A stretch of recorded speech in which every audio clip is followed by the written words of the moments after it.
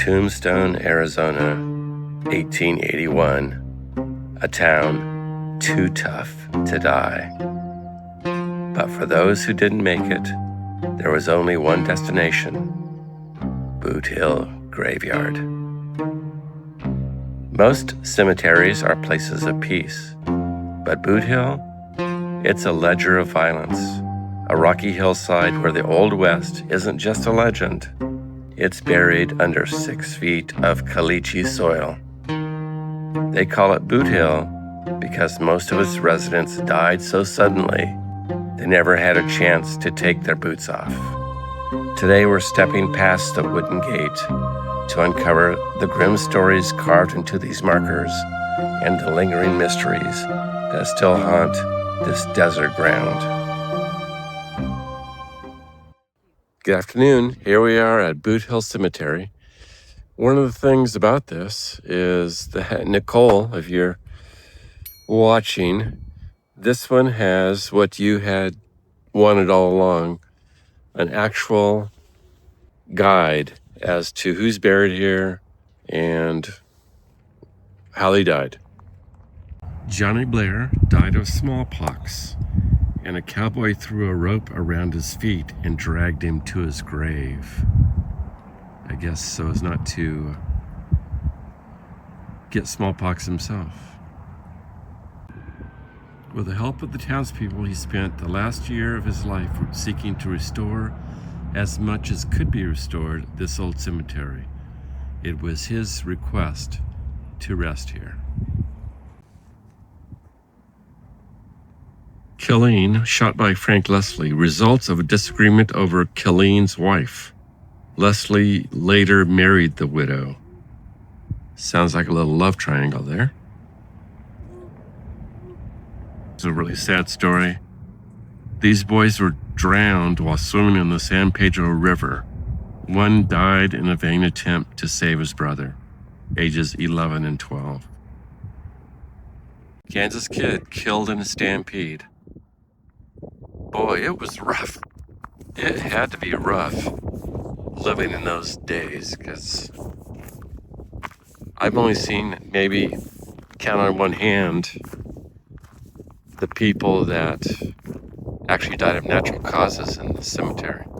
Of course, Boot Hill, the whole idea behind that is that these were all mostly tragic deaths, because that's why they call them Boot Hill, because boots, you died with your boots on, so it was unexpected. You can't talk about Boot Hill without talking about the most famous shootout in American history. Walk a few rows in and you'll find them: Billy Clanton, Frank McClory, and Tom McClory. 3 men who fell in a hail of lead at the OK Corral. Look closer at the markers. You'll see names like Dutch Annie, the Queen of the Red Light District, buried with the respect of the entire town, or China Mary, who ruled Tombstone's Hoptown with an iron fist. But it's the cause of death that tells the real story. Shot by a desperado, hanged by mistake. In Tombstone, justice was fast and life was cheap. But was every man buried here truly guilty? Or were some victims of a frontier that didn't have a fair time for a trial actually guilty? As the sun sets over the Dragoon Mountains, Boot Hill takes on a different energy. For decades, visitors have reported strange occurrences.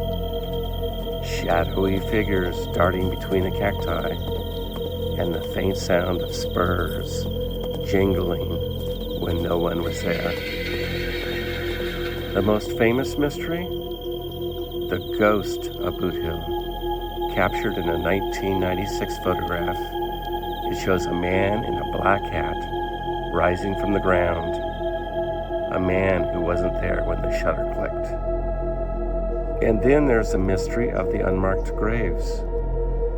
Estimates suggest that there are nearly 300 people buried here, but many names have been lost to time and fire.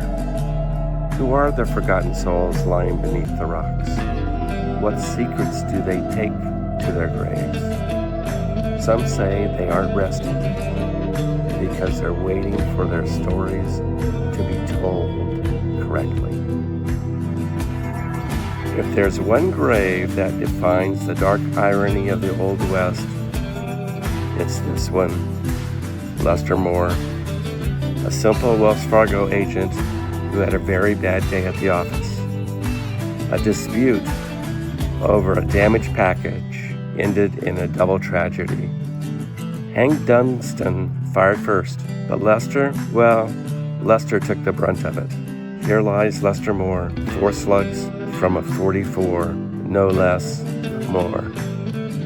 Not every man in Boot Hill died with a smoking gun in his hand. Some were victims of a different kind of violence, the vigilante mindset. George Johnson bought a horse fair and square, or so he thought. But the law in the frontier didn't always wait for the truth. They judged him, they sentenced him, and they stretched his neck before the ink was even dry on the bill of sale. It wasn't until the body was cold that they realized George was innocent. So they carved his apology into wood, hanged by mistake, a permanent scar on the consequence of a town that moved too fast to be just. Amidst the outlaws and the tragic mistakes, there's a grave that smells of respect rather than gunpowder. Dutch Annie. In the eyes of the law, she was a woman of the night, the queen of the red light district. But to the broken miners and the sick outcasts of Tombstone, she was something else entirely, an angel. She funded the needy, nursed the dying, and gave when the town turned its back. When Annie passed, 1,000 people marched behind her casket, the largest funeral in town's history. Behind the rough exterior of the West, Annie's story reminds us that even in a place too tough to die, there was still room for a heart of gold. Boot Hill was abandoned in 1884 when the new city cemetery opened. For years, it was reclaimed by the desert, vines and dust covering the crimes of the past.